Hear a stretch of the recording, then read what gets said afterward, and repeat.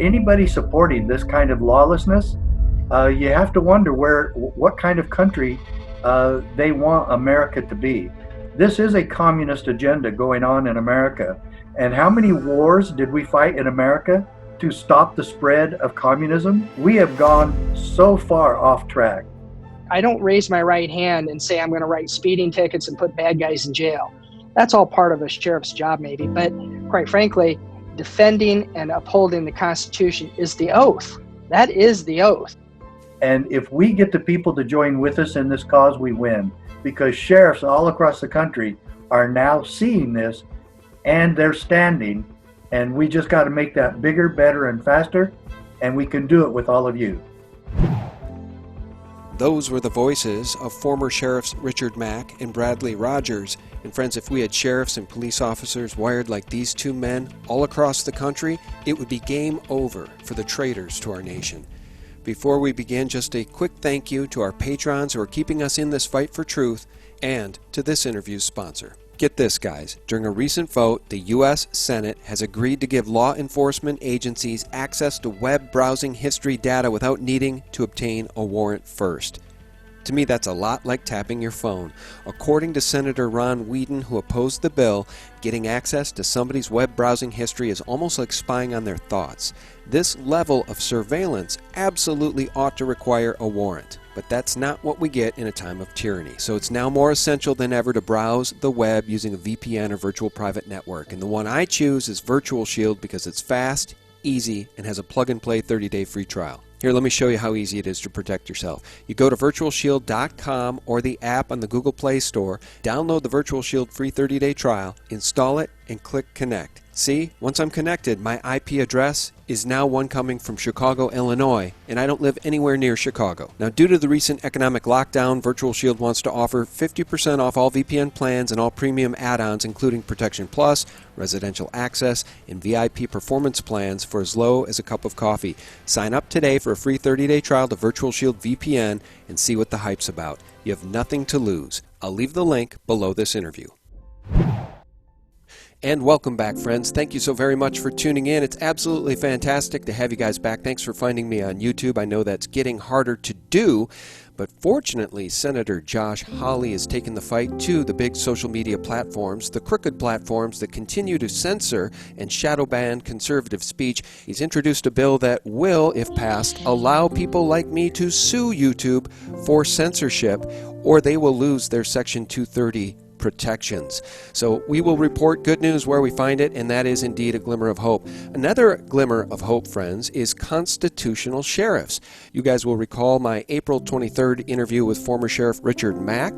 That one sits at 100,000 views and was very well received. Now we have back on the line today Richard Mack and retired Sheriff Brad Rogers, a 33-year vet from Indiana. He's also currently a captain in the sheriff's office in Indiana. First, Richard Mack, welcome back.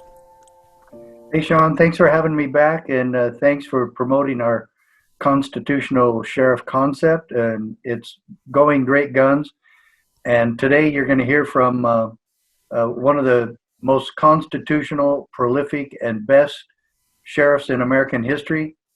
He's been highly decorated by the CSPOA, and I wanted to have you and your audience have an opportunity to see what a real constitutional sheriff looks like, and he's here today. Yes, he's a captain right now, but he spent 8 years as sheriff in Elkhart County, Indiana. In Indiana, they have real strict term limits, so he moved over to captain, and now he's Rutherford County Commissioner, and we're really proud to be associated with former Sheriff Brad Rogers. Yeah, a two-term sheriff and now a captain in the sheriff's office. And I was remiss not to add the CSPOA, guys, is the Constitutional Sheriffs and Peace Officers Association, and anybody can join and support that wonderful group. Brad Rogers, thanks for joining us. Yeah, thanks, John. It's good to be with you today. And my time as sheriff was really much more helpful in taking a stand because of CSPOA. The Constitutional Sheriffs Peace Officers Association and Richard Mack. I couldn't have done it without him. So just having that support, that underlying resource, advice, and things like that is just really helpful. Well, I like the name of the group, too. peace officers. All right? Mm-hmm. Let's get back to the basics, right? You're there to protect That's and right. serve. And if you guys would all just use the Constitution as a guide, we wouldn't be having all these problems. But I do have a glimmer of hope for you guys. I have some good news coming out of Seattle. They have it all figured out. Let me do a screen share here for you. They want to abolish the police and set up no-go zones, and it's working wonderfully. Check this out. Sick of living in capitalist America? Sick of your freedoms and rights and security and due process? Well, come on down to Chaz! Look at all the wonderful things that communism has to offer. Feel safe in Chaz with strong border security and armed border guards. Live like a good communist in Chaz housing just like this. You can live in slums! No need to have ambulances in utopian Chaz. Turn them into housing. No need to buy clothes. Clothes are free in communist Chaz. Be a good environmentalist by throwing your trash everywhere and expecting capitalist America to pick it up. Artists in Chaz are free to create art anywhere they want, even on playgrounds for children and historic buildings. You can even create art on bathrooms that capitalist America has donated to Chaz. All right, I'll pause it there, guys. Just wanted to start with a little humor because we live in very grave times. I mean, I cannot believe what the left is calling for. They want to abolish the police, and they're calling for it in large cities all across the country. Sheriff Mack, your thoughts? Well, I certainly over the years, as Brad can attest to, that I've criticized police for a number of reasons. And the CSPOA has stood strong against police abuse and police brutality. The good news there is that each incident of police abuse is really quite rare. And the media makes it look like it happens every day. And that there's systemic racism in America. All of that is overplayed. And the idea of getting rid of the police because of the abuse suffered by George Floyd and his family is ridiculous. And you know, last year there were 17 whites killed unjustifiably by the police. And so I would say this: the CSPOA has stood strong against all government abuse. We assail the abuses of the IRS. We assail the abuses of any government agent, whether it be federal, local, state.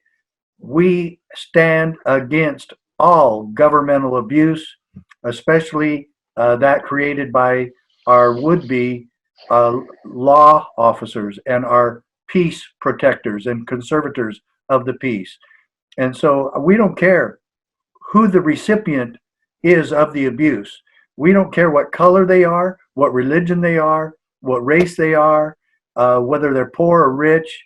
We don't care. We stand against all abuse. And let me add this: we absolutely were horrified and distraught about what happened to George Floyd. And yes, those demanding justice, the wheels of justice are turning just as they are supposed to. So those who were looting and destroying cities and taking over Seattle for that justice, you can all go home now, because justice is happening just as it's supposed to happen. And I'm sure that Sheriff Rogers, Captain Rogers, can say the same thing. Yeah, Brad, take it away. Your thoughts, because last time Sheriff Mack was on, he explained to us that a sheriff swears an oath to the Constitution and owes nothing to any other county official or state official. A sheriff who's a constitutional sheriff is exactly what the American people need, because the sheriff will always stand with the people in the Constitution. Well, that's the way it's supposed to work. And, you know, everybody's got different levels of constitutional knowledge, and where there sometimes misperceptions or misconceptions of what a sheriff does. And so one of the things that Mack and I do is try to teach other sheriffs about their authority, where it came from, and what they can do with it. And so being a constitutional sheriff is not just a cute term. It is the fundamental principle of being a sheriff and uh, standing tall for the people of the county. You're the highest elected law enforcement officer in the nation. And, the prosecutor might disagree with that, but as a law enforcement officer, that is something that sheriffs have. And sheriffs bemoan nationwide the loss of their authority and power. Most of it is their own fault. And so, you really have to take a stand. You don't need to be a brute about it. You don't need to be a bully. But oftentimes the government is the bully. And quite frankly, I work for the government, but in a different capacity, in the sense that I sometimes feel that sheriffs need to stand in the gap for the people, and actually when government, whether it's state or federal overreach, maybe sometimes even county, I've experienced that as well, that you stand up for citizens, and I'm telling you, they love that. And sheriffs will find support countywide for those kind of activities if you just take a stand. So that's what I've done in the past. Well, and what people tend to forget when we talk about government, and even you, Brad, saying that you work for the government is the people. So if we still had a constitutional republic, the government wouldn't be overreaching and wouldn't be acting in tyrannical ways and wouldn't be acting in fascist ways and using fascist globalist tactics out of the George Soros playbook. Sometimes I feel like some of these officials, governors and mayors around this country, I feel like they are in the pocket of George Soros, especially on the Democrat side. Do you guys want to talk a little bit about that and your feelings about what we're seeing going on in this country right now? First, on the back of COVID and the economic lockdown, telling people they don't have the right to go to their businesses, stay home, go bankrupt. And now, on the back of the George Floyd tragedy, we have people rioting all over the country. And in the state I'm in, the governor and the mayor of Minneapolis didn't want to bring in the National Guard for 3 days. And when the National Guard finally came in, all of that looting and rioting stopped in about 15 minutes. Your thoughts, fellas, on some of these Democrats, be they governors or mayors? Why don't you take that, Sheriff Mack? Well, I've actually been asked that question a great deal. In fact, Alan Keyes and I were just talking about this a couple of days ago. This is horrendous. In fact, it's absolutely unbelievable that we have a mayor in Seattle who is actually giving tacit support to the people who have occupied her city. She's doing nothing to stop it. That video clip that we saw gave a stark demonstration of how destructive that group is, and that she could actually call this a block party. And I guarantee you, if this was a right-wing constitutionalist group that was occupying 7 or 8 square blocks of downtown Seattle, that the response would be much different. And I believe that it would already been taken over and solved. Maybe violently, that they seem to do that a lot towards people who believe in America. But this is absolutely absurd. It's ridiculous. And anybody supporting this kind of lawlessness, you have to wonder what kind of country they want America to be. And that clip was absolutely correct. This is a communist agenda going on in America. And how many wars did we fight in America to stop the spread of communism and the Cold War? Oh my gosh, we have gone so far off track. And I will say, Sean, I appreciate what you have said about us getting back on the constitutional path. And Sheriff Rogers has talked about that a great deal as well. And I'm really anxious to hear what he says about all this. Well, one of the things I feel like I want to do in this interview is help provide information for Brad Rogers and for you, because I think you guys probably know this, but if you don't, I want to flush out what I just said a little further. In the words of some of these very same people I was referencing, say for instance the mayor of Chicago, Lori Lightfoot, she in a recent interview literally said that she wants to fill positions of power with people who have pledged allegiance to a new world order. Now, I'm not making that up. I want you to hear it because we have to understand what we're up against. By the way, I had to find this clip on YouTube using Bing because the YouTube search engine will not bring up this clip, nor will Google. That's how they Oh my stack the God. deck. They don't want people to hear these facts. Let me just jump ahead here. We will not no longer honor this, because the way that aldermanic prerogative works is there's got to be compliance with the executive branch, because otherwise it doesn't work. So you got to eliminate that compliance, and you make it a mandate, and then you do training, particularly in the city, I'll call them licensing departments, whether it's zoning, buildings, housing will be impacted by it, planning certainly. And you pick the people to run those agencies and the deputies that are pledging allegiance to the new world order and good governance. And then I think you have the inspector general do some spot audits to make sure that there is real compliance. She's referring to strong cities. This is a United Nations plan. The point being that the United Nations, in my view, if things get bad enough with this police situation and abolishing police in different cities like Seattle, these people will be calling for the United Nations troops to come in. So anyway, I just wanted to try to share that information with you guys so you can pay it forward. And we'll go back to Brad. Any comments about anything at all, Brad? And I know you have an interesting story for us about a milk farmer, so we can get to that as well. You definitely got to hear that story. One of the things about COVID that I'm concerned about is governors and county commissioners, different places. It didn't happen in Elkhart County, but where the government is telling people who are essential and not essential and closing businesses down. That's not a constitutional mandate. That is not something that the government should be doing. Government should be helping with solving the problem, providing treatment, mitigation, and advisories. And let the people decide. We should let them decide if they're going to close their shop or not.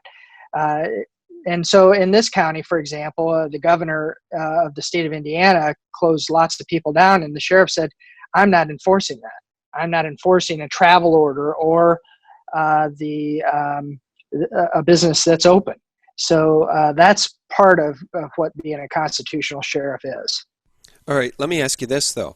How does a constitutional sheriff deal with a police department that seems very eager to enforce unconstitutional orders? Because I couldn't agree with you more. Essential and non-essential? What governor, what mayor has the right to make that decision? Walmart can stay open, Costco can stay open, Target can stay open and flourish, but you can't open your barbershop? You can't go to the club and work out? We're just supposed to shelter in place and go bankrupt based on the whims of a tyrant? How do you, Captain Rogers, deal with police that maybe do want to enforce those types of orders? Well, sometimes it's a fine line, but I think that it's clear that what is constitutional, what's not. The sheriff, he tries to work behind the scenes to avoid these type of things, confrontations, if you will.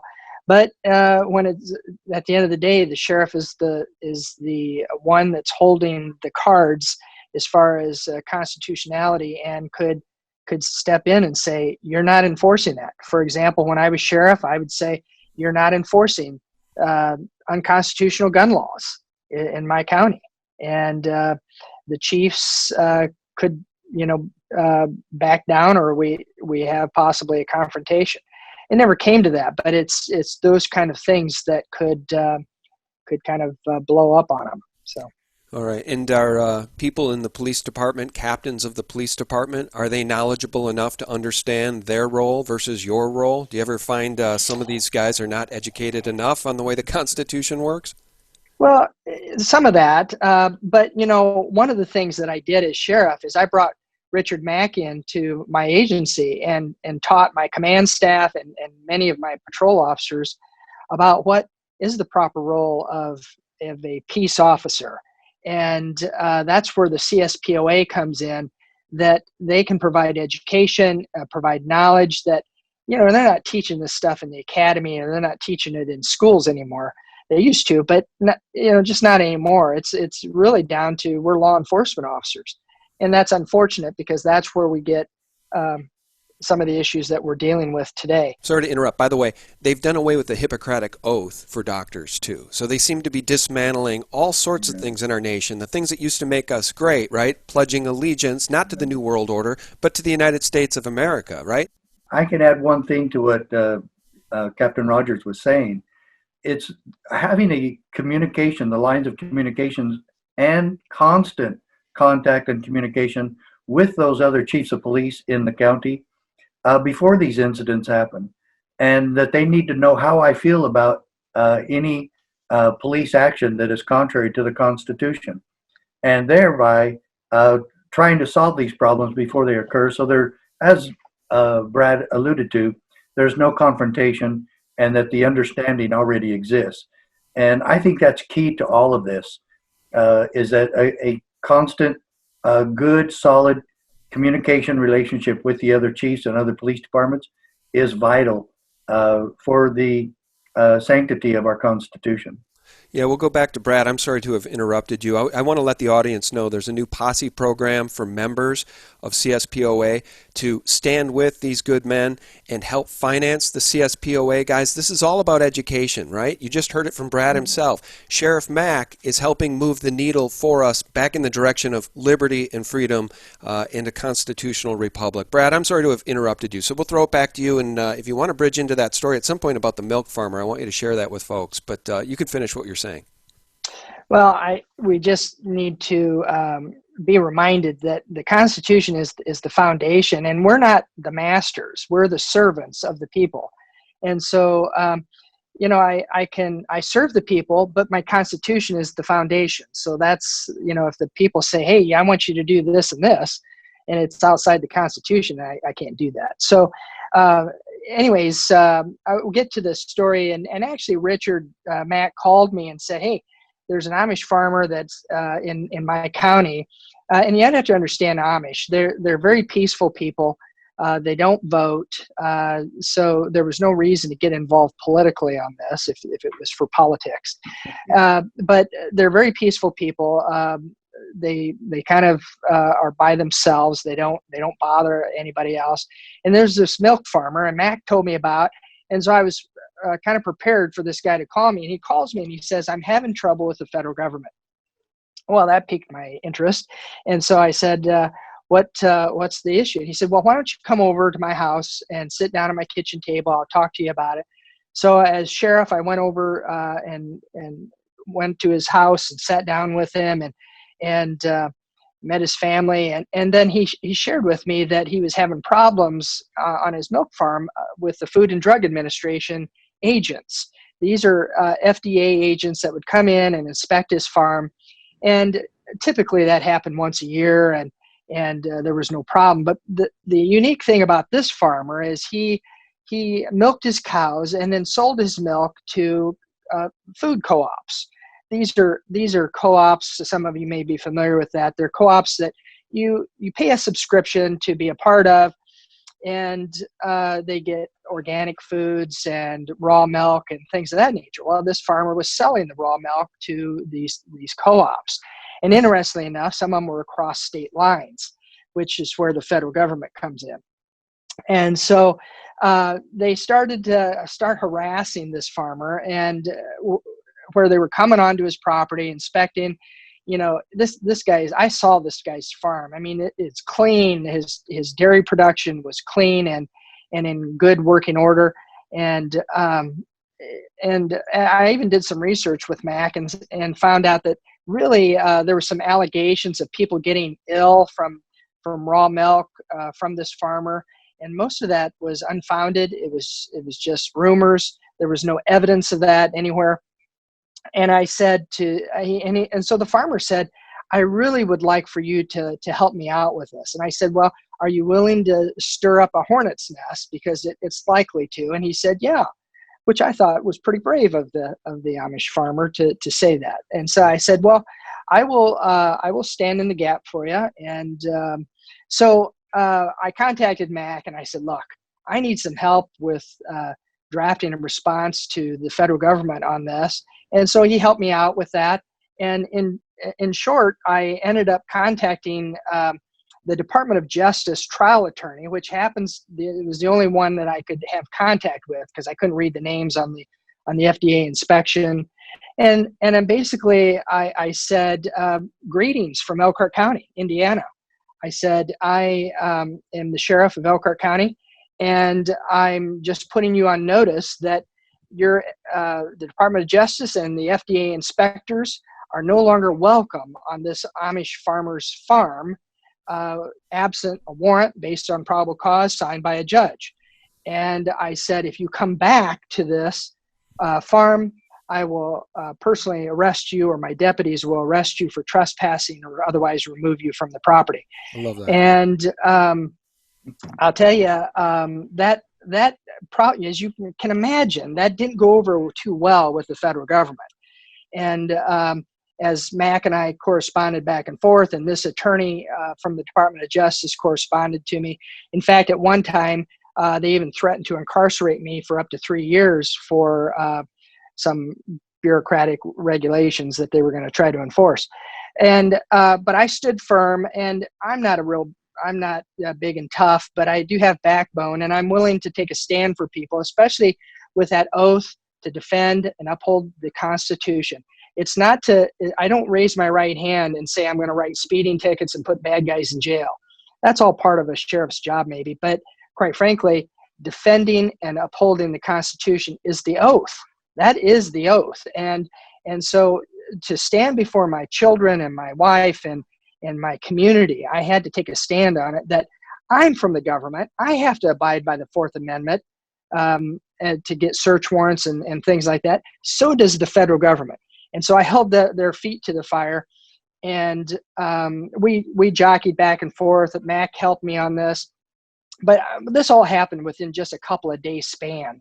And quite frankly, and the farmer, I forgot to tell you that the farmer was subpoenaed into a federal court in Grand Rapids, Michigan during this time. And so that was all, and I couldn't really affect that necessarily because that's outside of the state of Indiana. But so I told them that they'd be arrested if they came back, and within, I'd say 5 days, I believe it was, the farmer received a certified letter in the mail releasing him from the grand jury process. And to this day, and I think we're going on almost 9 years, maybe 10 years later, to this day, that farmer, who is still in business, his son is actually taken over now, but the FDA has not been back to that farm since that day in 2011. Oh, that's a fantastic story. Yeah, the FDA, so much overreach by government agencies. Let me ask you this, Brad. Have you ever heard, before I played that Lori Lightfoot soundbite, have you ever heard that term, New World Order? Oh, yes. Well, the reason, okay, and I think it's becoming more and more common to people, but, there's this realm in the corporate world, YouTube and Google specifically, and the big social media companies that call that a conspiracy theory. The only reason I bring it up again is because people like Lori Lightfoot, and, not all people in government that are behaving the way Lori Lightfoot is behaving have taken a pledge to the New World Order. Some just like being authoritarians. Some are just not very educated. Some get power hungry. But I just want to let you guys know that in May of 2010, the Rockefeller Foundation released a document, an internal document that has become public. It was titled Scenarios for the Future of Technology and International Development. And on page 18 was a chapter called Lockstep, a world of tighter top-down government control and more authoritarian leadership with limited innovation and growing citizen pushback. And that entire chapter was written about a pandemic, a future pandemic that would break down, resulting in lockstep, a world of tighter top-down government control and more authoritarian leadership. So when we hear that New World Order term, I really want you guys to think in terms of enemies within, the Rockefeller Foundation and other non-governmental agencies. Some might be Soros-related, some might be, deep-pocketed charitable foundations related, Bill Gates Foundation, for instance. These are my words, not yours. I just want you guys to understand the background about what I think we're up against when we see mayors like Lori Lightfoot say, I want to put people in positions of power who have pledged an allegiance to the New World Order. So that's what we're up against. Well, I just really quickly, I even, in one of my books, I talk about how Bill Clinton and George Bush Sr.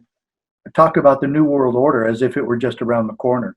They mentioned it frequently. They never defined what it was, but they mentioned it frequently. So to see that this mayor has brought it up and resurrected this idea, it's nothing new. It's been around for a long time. And this pandemic, just to me, demonstrates that there is a pandemic of government corruption.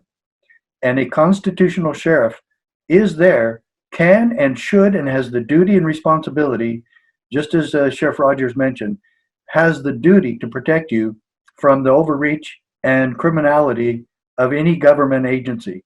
His story is one of absolutely historic proportions when he defended that farmer and somebody who couldn't even help him politically because it was the right thing to do. And I hope that the people listening to this program know and understand the importance of having a constitutional sheriff in your community.